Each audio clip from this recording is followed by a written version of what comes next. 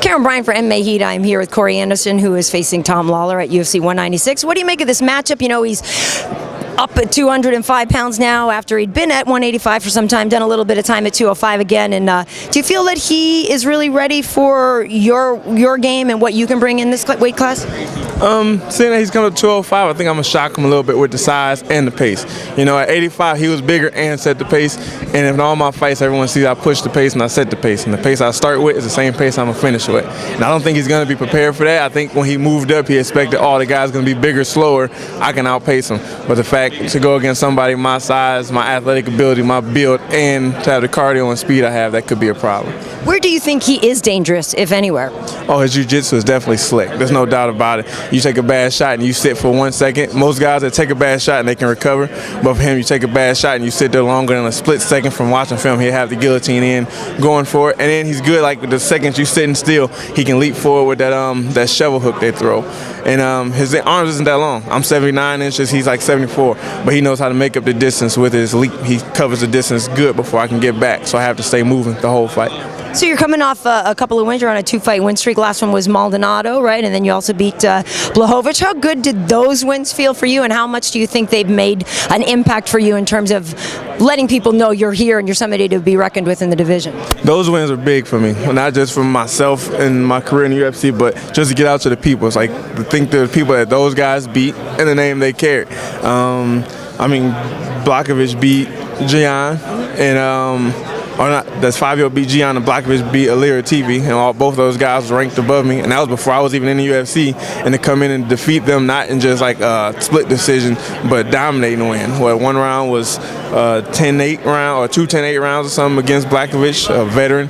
So it's definitely give you the confidence yourself to let you know, like, you're here, like you with these guys, you're competing with the best, you can do this. And then when you go to the gym, it gave you the confidence to feel confident in your hands, your strikes, and your takedowns. You don't second guess yourself anymore. It's like I didn't went with these guys, so I can do it in here. You know, this is practice. This is going to be the hardest place. If I can do it here, I can do it in a fight all day long. So this pushes you.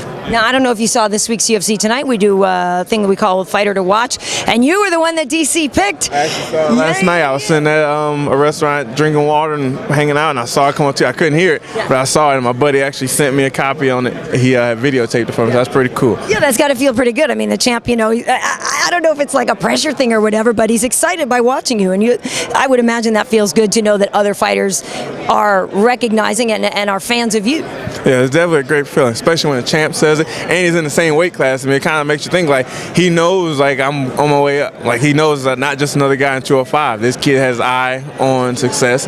He's coming out here to dominate, and he's making his way to get what's mine. So it's like, not saying that he's scared or fears her anyway, but the fact that he acknowledges me when there's 4 total 205 pounds, I'm the one he picks. That's a good sign. And I think he did it in my last 2 fights. I believe he picked me as a fighter to watch. So it's like he obviously has an eye on Corey Anderson, so I appreciate it. Don't let him down, though, because DC will get you. No, I'm kidding. I like DC. We had a good time at the finale when I won the Ultimate Fighter, and we hung out a little bit after. I got much respect for him as a wrestler. I followed his wrestling. I watch his films. I love his style. So.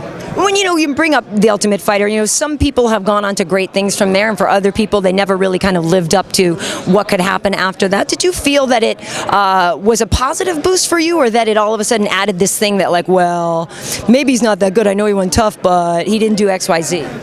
It was a little bit of both. Yeah. When I first got out, a lot of people were like, oh, this guy could be good. The way he finished Matt Van Buren off. And I was doing good. 2 good fights, and I lost. And then once I lost, it kind of like, oh, maybe it was just a hoax, you know? And that kind of put a new fire underneath my butt. It's like, man, I did all that, and I had won the Ultimate Fighter with 6 months fighting experience. You got to think, those guys have been fighting their whole life. I had just started fighting that March, and then was on the show and won it. So it was like, and these guys doubted me already. They doubted me very hard. It wasn't like, oh, maybe he just needs time. It was just like, oh, he's not going to be good in this. So it's like when I came back, it was, we got to come back with a vengeance. We got to come back with blood, and we got to make a statement. We got to go out and leave everything, every fight. There's no more second guessing yourself or anybody else. So it was good. It's like, yeah, some people, I was like, oh man, you did great on the show. I like the way you carried yourself, and I was young. So in time, you can grow, and you got a lot of people just say, man, just stop, just give it up, get these fights out of the way, and just go do something else. It was whatever. To each is their own. I believe in myself, and that's all that matters. Right. Well, and they don't recognize that you're Beastin 25'8". Exactly. That is the greatest nickname. For people, it's Beastin 25'8". Did somebody give that to you? Did you come up with that yourself? My older brother gave it to me. My only brother. But like I said, a lot of people don't understand. It came it was Christmas break. I was home training for nationals, wrestling nationals or whatever. And it was about 2 o'clock in the afternoon. I already had 4 workouts in.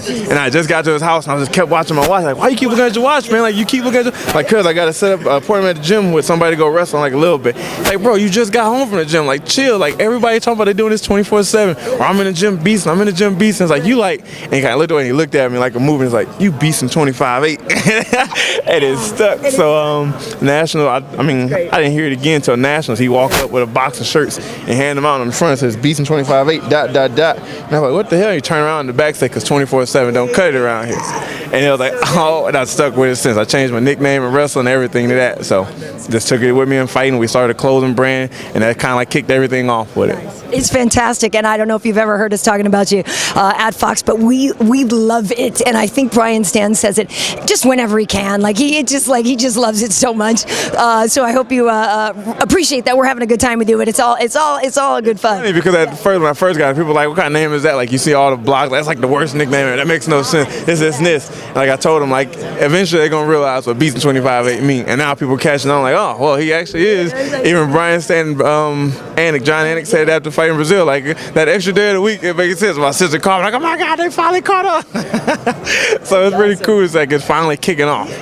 So well, congratulations on the success you've had so far. Best of luck Saturday night. Thank you.